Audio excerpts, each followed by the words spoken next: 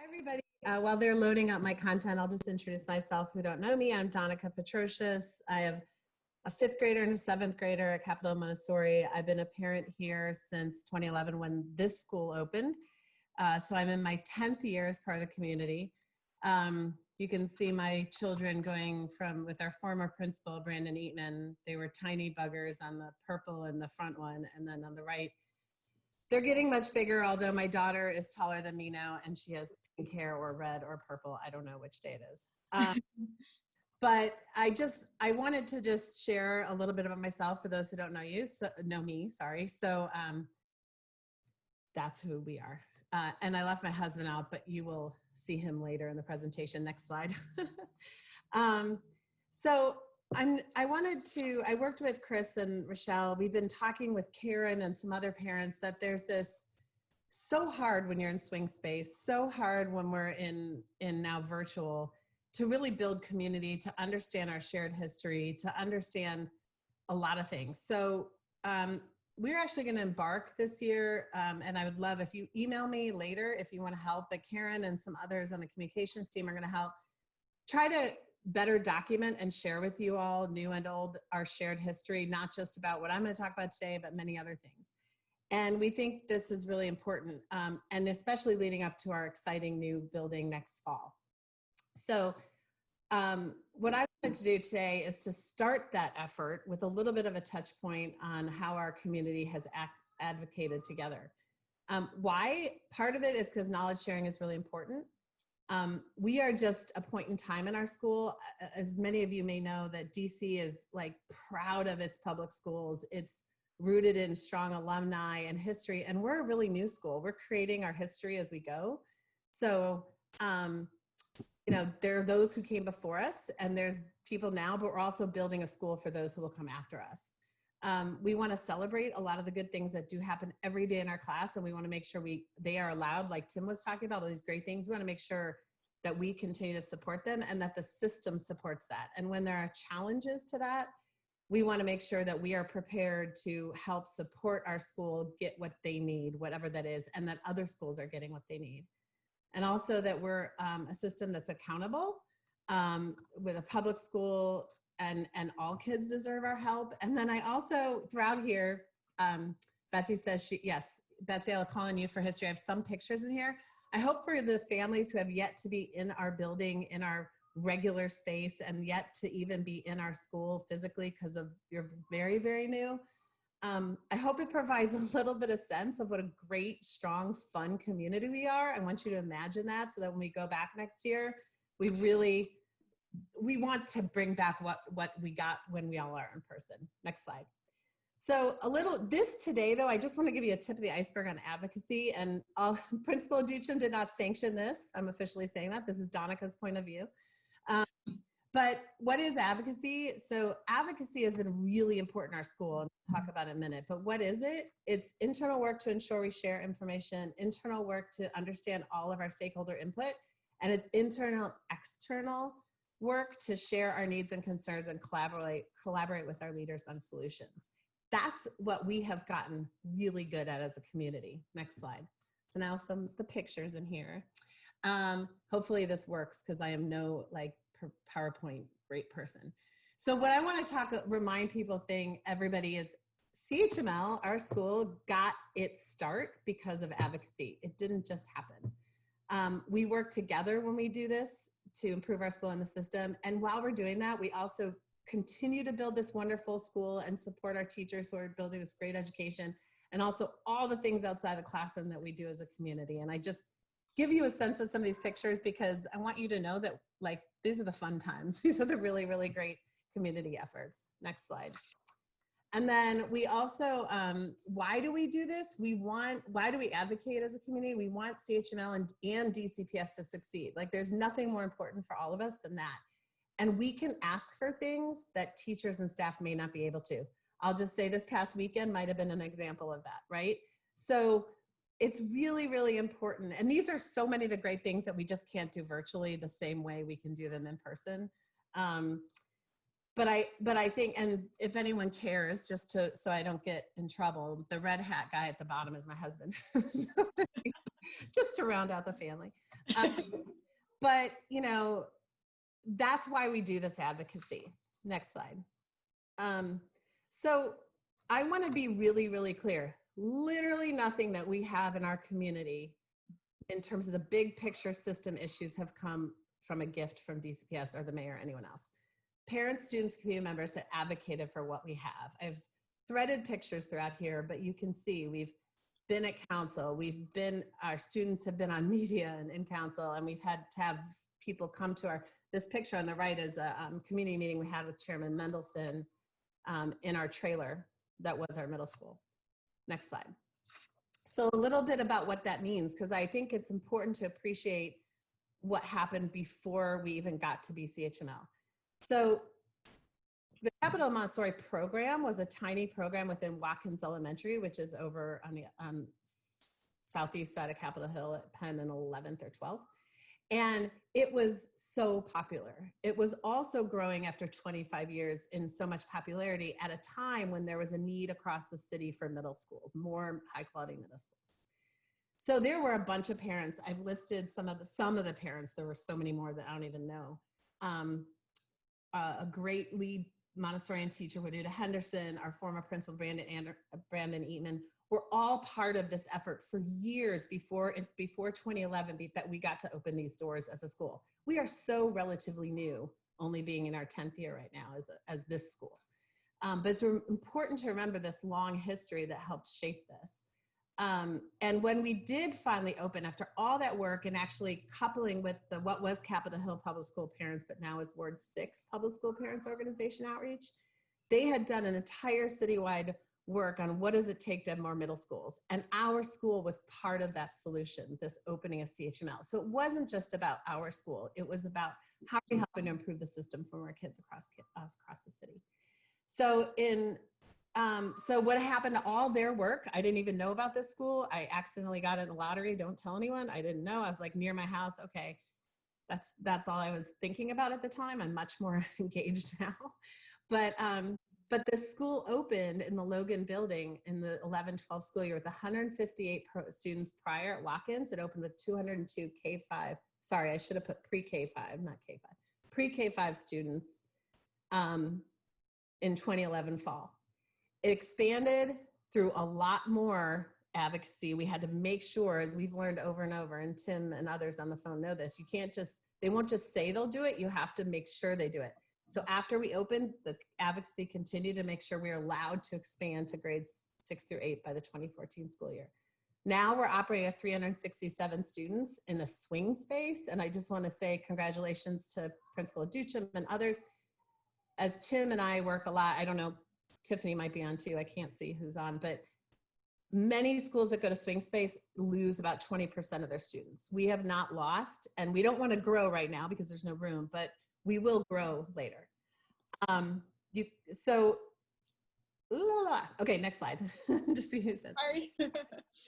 Okay, so we got in here, we were welcomed into this community, this building, and the building was, they had done some like lipstick type of stuff, but it was really dilapidated. We still had a boiler that was like on, off. It would catch on fire a lot.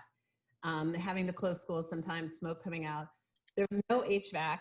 There's yellow broken falling windows. We had massive, I can't remember which classroom was, but like a whole window fell on, just barely missed a student. There were too many students for this space. We had high decibel levels, very limited modern needs. And there was, when we did expand to the middle school, it was a trailer that was in the parking lot. So you could see some of the favorite pictures that Samina and others like to put on Twitter. But this was, as me as a new parent, I walked in thinking, oh, the paper in the DC document says we're going to have updated modernization in 2014. Okay, a couple years in this, fine. Then all of a sudden the next budget, it says we're not going to get one until FY19, and then suddenly we disappear from the list. That's when I started asking around and others saying, what the heck is, what is going on here? Next slide. So we started a bunch of us just didn't even know what to ask for, but then running for mayor, council member Catania wanted to visit all the schools, and he said, he wanted to come talk to our school. We just made up a letter and said, give us help. We need money for our school building. It's falling apart. We were so naive. We didn't know anything, but it was a start. We weren't afraid to do it. And we did it. But that started a long train then of how to get our building fixed. We had 4 middle school students. Now they aren't these middle school students. These middle school students happen to be in a council, in the council testifying something else. I couldn't find the picture from the 2014 kids that would not be blurry. But they testified for a need for a science lab. By the way, they got a science lab in the trailer because of that. But between the school years of 16, 17, 18, 19, 3 full years, our parent community testified at literally every hearing. There's probably 10 a year. They sent multiple sign-on letters, individual emails, hosted tours, went to deployed everybody in the council. And it was, and I failed to put on here the critical nature of social media and media in this, but that was also involved. Next slide. And what we got out of all that is we originally got $2 million to upgrade the windows. That was our first kind of, and to get some upgrades for the middle school. We didn't know enough to say, when they give you $2 million, they don't spend it on you unless you make them spend it on you. So they didn't actually spend that $2 million till 15, 16, which was crazy. But we got some basic upgrades to the middle school. We got a science lab for those students. And then we kept asking for modernization. We finally got $4 million from Councilwoman Che and Councilman Grasso for HVAC and sprinklers. Next slide. Those were put in, but obviously it was a Band-Aid, and we still have this massive need for this modernization. And it was a huge effort, and so many people put into this, and there's no way I could name them all that I try at the end. But in 1 year, we got 2.7 million and then 35 for the modernization. That's not enough. Based on all the research, 35 million is not enough to build a building. The mayor the next year, because of our work, put in 14. Eventually, they had to add even more, Allen and Mendelsohn, and we got to 61 million. The building you will see is $61 million to our school because of parent and community activism. We are in these 2 swing space swing space for these 2 years that we're in now. But I want to say also, as we were doing this work, this picture of me with the other woman, she is not a Capitol Hill parent, but she is a grandparent at another school, and she and I helped work on sort of overall fix all schools. So this effort, while we were working on ours, we're also bolstering other schools' efforts and sharing knowledge information to try to help them get their schools modernized. We are not the only ones that need modernization. There's still many out there. And now during that time, once they give you the money, we have something going on now, which is called the School Improvement Team, that's been going on for 3 years and until the very end, and through implementation, that is made up of community members, teachers, parents, and school staff to advise on the Montessori nature, on the work, on the everything that is needed to make sure we have a good building. And I will say something Tommy said, like, you were just saying that, sometimes you'll take out the garbage or whatever. And I can tell you, when we got our HVAC, literally a week afterwards, we have a major event. Vince, council member, former Mayor Gray was there. It was this huge event. And this brand new HVAC and roof started pouring water into this event. And so here's my husband, a bunch of other dads, and the principal putting garbage cans under the falling water, sweeping, and trying to pretend during this event that's not happening. So we know that the work is not just money, it's not just getting a building, but it's making sure and holding them accountable for doing it right and not letting it end. Next slide. So then what I'm doing is giving examples, and I will go, a lot of the process stays the same in all these, but just to give you the sense of community and work that has been built over time. So as we were trying to give the modernization money, former parent Erica Hoppus, who was the president at the time, was up at 3 a.m. doing research for our modernization effort and found some obscure document on DGS, the Department of General Services, that we had 3 high tests of lead in our water at our school. No one knew that. No one, she started raising concerns. Literally, she screenshotted it. The next day it was gone from their website once we started raising concerns. That report no longer existed, but we had kept it, she had kept it. This turned into, it turned out they were hiding this across all the schools. There was no process for identifying it. So then we joined with a bunch of other schools, even national experts on lead in the water. Erica is pictured here, Robert St. Cyr, who is a big environmental focus in his advocacy with us, both parents testifying. But it ended up that the Deputy Mayor for Education, Director GGS, had to come to our school and host a meeting about it so we could talk directly to them. They remediated our school and other schools. There's new policies citywide now on this, and we still don't have enough oversight to make sure they're doing that work, but parents across the city are working on that. Next slide. Another example is sewage in the cafeteria. Now, just for you new parents, I am not the bearer of bad news all the time. It is hard to believe sometimes one school has gone through so much, but when you neglect buildings and you neglect communities, this is what happens. But when you work together, you have great change, and the teachers and Principal Duchem and others can keep teaching and doing what they're supposed to do while we're doing these things. We had a massive sewage leak in the cafeteria. Happened to be right before they finalized the 61 million, which by the way was sort of helpful. And I swear I didn't cause a sewage leak to get it. But you know, our principal at the time called, DGS was lacking a response. Parents started saying, what's going on? Teachers saying, what's going on? So we started our own outreach. That meant all kinds of media. They love a good sewage story. Came to it. Lamont Clark, one of our parents pictured here. You can see, this is just a small smattering of the social media that went on around this. But this, again, activating quickly, got DGS within 24 hours to come in, remediate all this, and fix the actual piping problem. This is all before, you know, we actually moved to swing space and all of that. Next slide. Tim Abdella, who's on the phone, and Tiffany Brown, I'm not sure if she's on tonight, but on our LSAT, uncovered that from our inception in 2011, we had been given money based on a class size. So we're given money in our school by teacher. So as soon as you get to a class size in your school, you get more money for another teacher. It's a certain formula. Principal Duchem someday can give us a lesson on it. But we were based on 30 to 34, while every other school in the city was 20 to 25. This meant we were being short funded or underfunded all this time. It sort of came up in a meeting, and Tim number crunched a bunch of things. It was like these light bulbs went off around the room. Mine last, because I'm slow. He was like, duh. And I was like, oh, I don't get what you're saying. Eventually the light bulbs all went off. We're like, whoa, we are way underfunded. No wonder we're always struggling compared to other schools. This was a 2-year effort by the LSAT parents to meet with DCPS, meet with the mayor, try to explain this, sign on letters, all the same stuff you see. And then that was also in the time we were transitioning to our new principal, and then Principal Duchem helped bring it home. When she came on, we updated her, the sort of inner workings were in process, and then finally, we had the key people at our school that finally made it happen. And now we are right-sized, not that we're fully funded, but we are right-sized compared to other schools. That was a huge effort, and thank you to all the LSAT people who were on that. And the next slide. So we also, in all this time, lucky us, we have a new principal, but we also had to go through a process to get that. And DCPS, you have to fight to have your voice heard in the principal process too.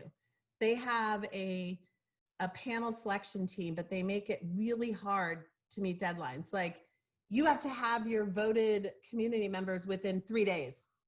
Here's the, they make everything really hard, but our community said, fine, we're gonna do it. And Tiffany led the effort, because LSAT kind of leads that. I know Tim helped create this PowerPoint, a community member that's not on the LSAT anymore, but she helped create a survey for us and did all kinds of data crunching. But when Principal Duchem came to our school and was one of the panelists to interview to be our principal, our community had done a big public meeting to understand what was happening, a survey to understand deeply what mattered to our school that the new principal should know and we cared about new principal, had then created a PowerPoint to share that data back to our community, had then Tim created, I just have one slide from it, but there's a whole like PowerPoint presentation that the panelists were able to give to the principal panelists. I don't know if Principal Duchin remembers it or if it was useful, but we thought it was useful. And then DCPS makes the final decision, but at least our community got to have one voice around what the principal should be, what we see as a vision for our school, and then hopefully that new principal is able to have that awareness as they come into our new position. And that was a really great coming together for our community about what the hopes and dreams for the future are. Next slide. And then my least favorite topic, but one that is, anyway, I'm very committed to, is that last spring, 2019, I should say, we found out from the media that our after-school provider had a staff person who had been accused of sexual misconduct with a student at her school. Nothing to do with the individuals involved, just the notion that we had a time when DCPS did not allow our school leaders and people and did not allow themselves to be transparent with the community. We had to find out about a major issue from the media. We had to beg for information, again, not about individuals, but if something happens, were we kept safe, were there the right oversight happening, all of those things. We worked on a citywide basis around this because it turned out schools had similar issues over time. And what we ended up having start with the dash line was that, sorry, should I, oh, so what is great about it, again, this was to make the system better. So if there's ever a failure in the system to communicate transparency, again, parents and community members are better treated. So had recently been passed legislation. There's more oversight on that now. The chancellor came to our school to have to speak directly to our community about our concerns.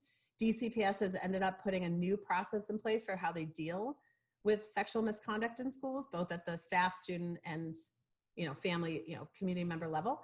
And then they actually institute a student safety task force with both Chris and I sat on. So again, our voices, not that anyone wants something to happen to any school, but that when we didn't just sit there and take it, we tried to make the system better for everybody. Next slide. And then we needed some technology last week. DCPS didn't have enough, and we got loud about it. And now look, and we got good updates today that we actually are made whole on that effort. So I won't go into that. That's more recent. But I also want to reflect, I think I have 2 minutes, which is, I'm actually kind of on time. Can you go to the next slide, Chris?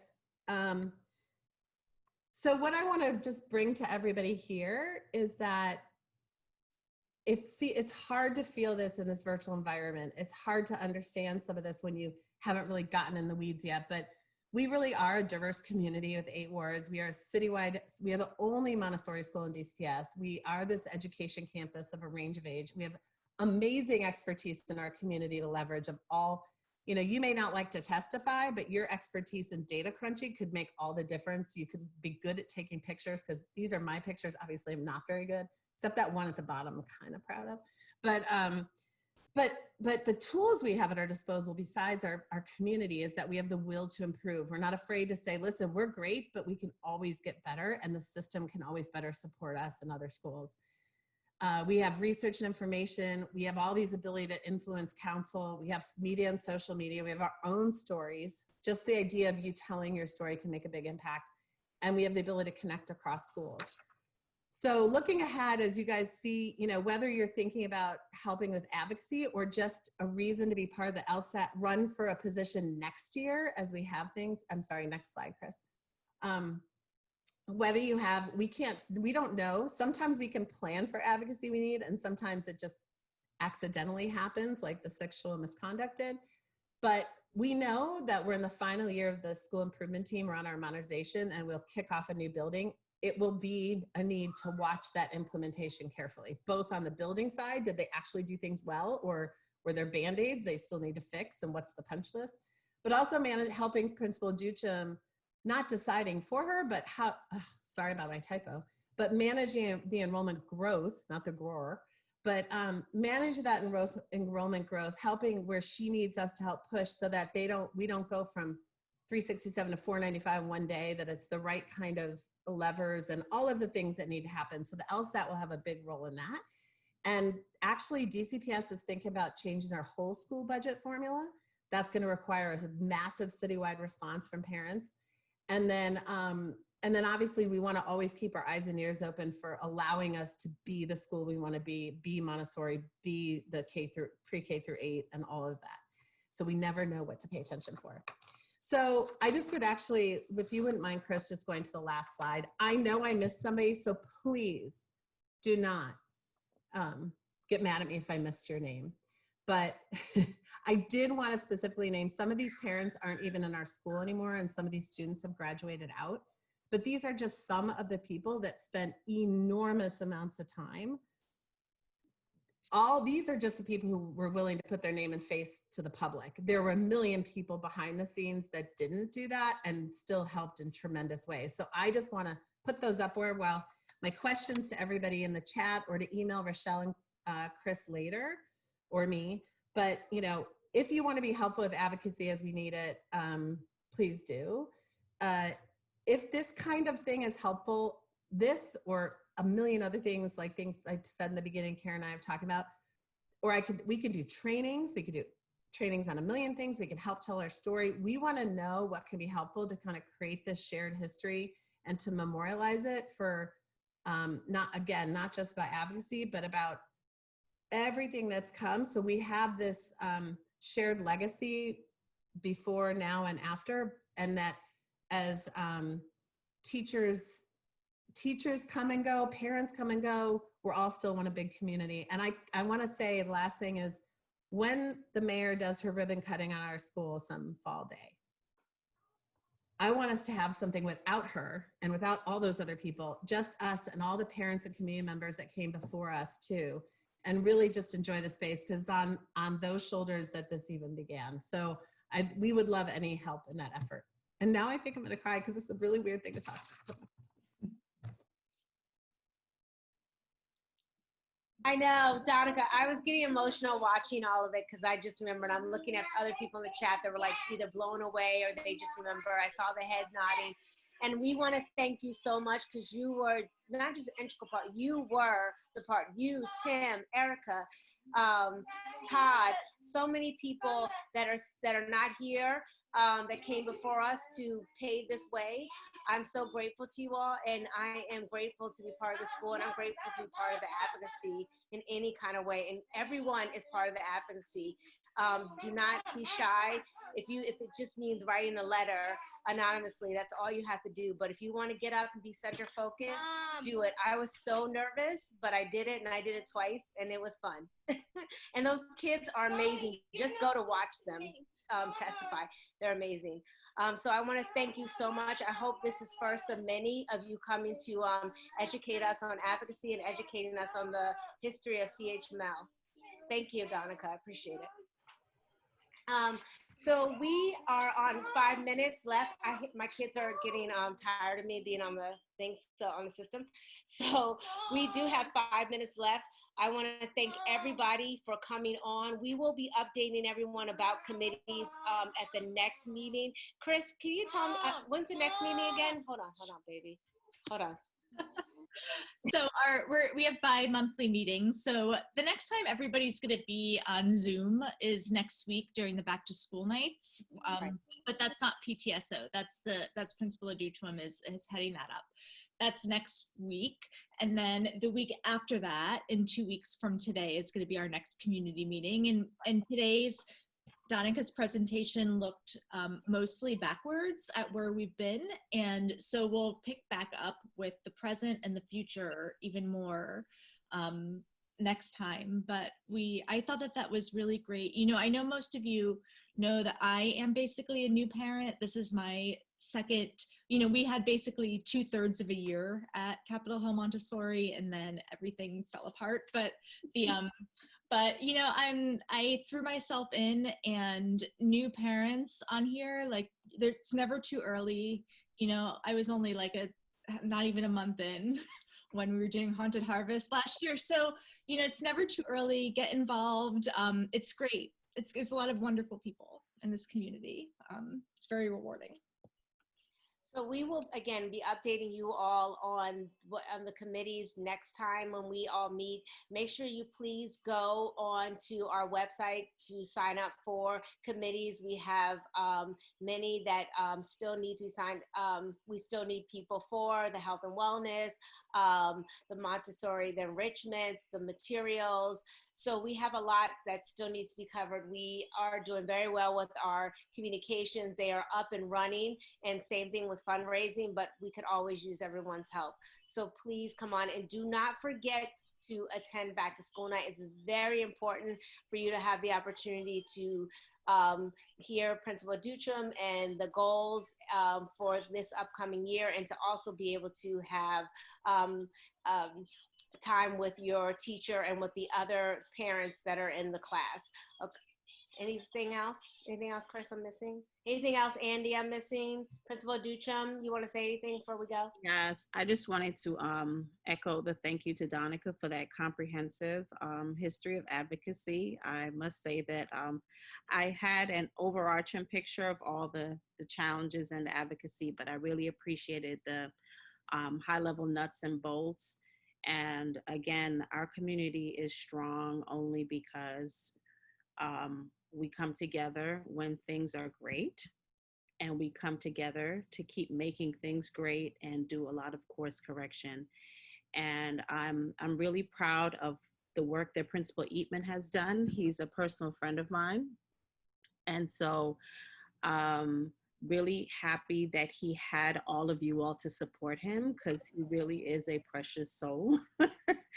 And very, very loving, very kind, very giving.